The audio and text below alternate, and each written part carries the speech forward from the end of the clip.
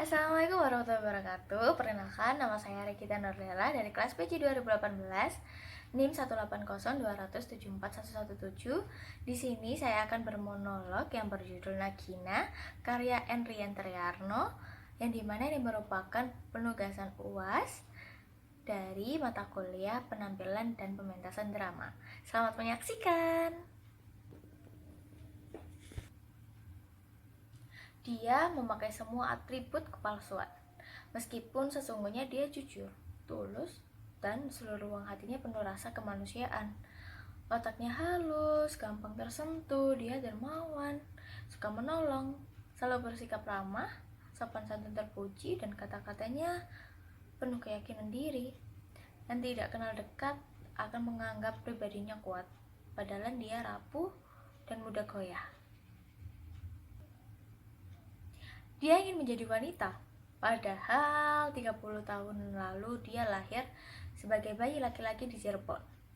Tapi naluri kewanitaannya terpancar sangat menyerbu, ibarat bah sanggup membongkar cengkraman takdir.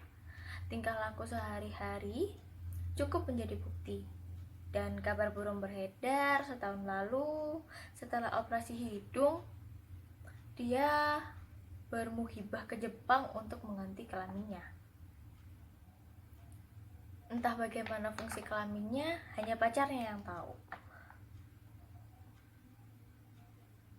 Jika bertanya tentang pacarnya, jarang ada yang tahu kehidupan pribadinya yang tak minat dipublikasikan itu. Yang jelas, secara resmi, dia memang belum menikah. Dan dia tidak mau melakukan nikah siri. Tapi, siapa dia? Siapa sih dia itu? Namanya Nagina, biasa dipanggil dengan sesuai ejaan Nagina, tapi biasanya dipanggil menjadi Najina. Mengapa namanya begitu? Juga jarang orang yang mengetahui. Entah itu nama asli, entah itu nama palsu, tidak ada orang yang mengetahui. Bahkan dia enggan untuk memakai nama embel-embel keluarga. Kalaupun orang menyebutnya, pasti embel-embel di depannya adalah Miss. Sekarang baik, dari mana mulainya? Nama sudah, catatan pribadi sudah, pekerjaan sudah, umur, kota tempat tanggal lahir, iya, perkara ramal meramal. Tapi mohon please, apa yang saya omongkan jangan dianggap pidato pengakuan. Orang yang suka mengaku sering sok jujur, akhirnya ya tidak jujur. Banyak yang diungkap tapi masih tetap banyak tidak disembunyikan. Saya memilih lebih baik diam apa adanya. Tuhan juga pasti paham jika apa yang lupa atau sengaja tidak diungkapkan. Ya, bisa jadi itu lantaran malu, takut. Ya jangan takut, malu lah. Itu alamiah, manusiawi, hak asasi. Praktek baru dibuka 1 jam lagi, tapi di sana sudah antri 20 langganan setiap hari, 3 kali lipat dari jumlah itu. Untung saya Sabtu dan Minggu simpan tenaga, kalau tidak habis energi saya. Tidak ada waktu untuk sendiri, capek 24 jam mengurus perkara orang lain. Pak Presiden aja masih diberi kesempatan untuk liburan, mancing, atau bikin lagu pop. Kenapa saya tidak? Menolong itu kewajiban, istirahat itu hak pribadi. Kata orang saya tuh peramal jitu. Sebagian besar ramalan saya memang tepat. Mungkin karena itu setiap akhir tahun saya selalu diminta media untuk menulis ramalan tahun depan. Saya tulis atau mengoceh di TV tanpa ragu, dan konon merasanya cuma sekitar 15%. Selebihnya tepat. Tentu saja guru saya adalah Nostradamus, Joyoboyo, dan Ronggo Warsito.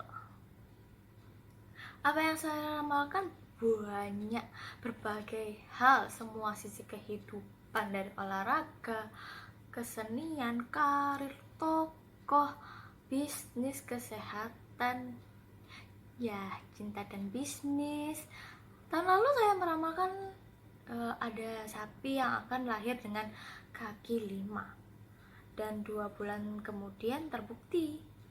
Saya ramalkan ada dua pasang selebriti yang kelihatannya sangat serasi tapi terlibat skandal dan bercerai. Sebulan lalu terbukti, dan saya ramalkan sebuah bank raksasa bangkrut, nasabah negara dirugikan. Terbukti. Apalagi saya ungkap kenyataan. Tahun ini adalah tahun corona. Tahun yang panas luar biasa, situasi alam maupun suhu politik. Ada 2 bintang besar di salah satu gugus tata surya yang menyatu garis orbitnya. Lagi-lagi terbukti. Ya, itulah banyak ramalan saya yang berhasil. Mengapa saya pintar meramal dan kenapa saya dikasih anugerah kepintaran meramal, padahal saya banyak dikatakan orang ini cacat, saya tidak sempurna, pembanggang takdir, penghujat irama alam, tubuh dan jiwa saya ganda, mendua.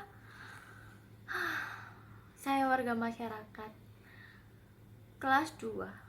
Kalau saya sudah kebelat kencing di bioskop, saya suka bingung mau masuk WC mana, mau pria atau wanita. Mereka bilang saya penyakit dan tidak layak untuk dipercaya. Tapi mengapa mereka datang kepada saya padahal saya sering tidak diakui sebagai wanita? Saya banci, mereka gemar membenci saya. Saya waria, dituduh, mereka tidak suka. Lihat baik-baik. Semua ini palsu, hidung, mata, pipi, palsu. Kalau tidak percaya, mau saya copot semua untuk membuktikan. Tidak perlu? Oh, tidak perlu. Sebab ada jerat pasal UU pornografi yang penuh terkontroversi itu. Baik, tidak perlu, terima kasih. Lebih baik saya percaya saja saya ini palsu, titik. Tapi tolong kasih tahu saya mengapa mereka tetap datang minta bantuan kepada saya, dan mengapa saya tetap ladeni. Mengapa mereka tidak meminta bantuan kepada peramal lain yang banyak meramal lebih jago daripada saya? Heran, saya heran. OMG, sudah. Stop. Jaga image, but to the point. Perkara kebiasaan saya yang meramal, perkara kerjaan saya yang sekarang, tapi 5 tahun di jalan memang sulit. Sudah melekat pada diri saya. Aduh, stop atuh neng, abang, jangan gitu, jaim, Bo. Semua langganan saya sudah kumpul berjajalan dalam tunggu sana itu. Tahu asal mula saya semuanya datang dari comberan, dari kawat saya yang sering dianggap bak sampah masyarakat. Saya penyakit menular, wabah yang harus dibasmi, tapi siapa sangka mereka lebih butuh ramalan saya daripada biodata saya, kurikulum vitae saya. Dan saya bahagia karena saya diterima. Kalau saya menyapa, halo ibu, mbak, tante, kok makin langsing, diet apa? Mereka senang sekali dan senyumannya langsung mengembang. Saya biasa menyapa Rama, apa kabar? Anda kelihatan bercahaya, wangi. Parfum apa yang kamu pakai? Beneran loh, saya cium baunya, parfumnya nikmat begitu masuk ke ruangan ini. Ya, mereka langsung nyaman dan berteman. Lalu saya bilang lagi, baik, jadi ada problem apa? Apa yang bisa saya bantu? Apa yang ingin Anda tahu?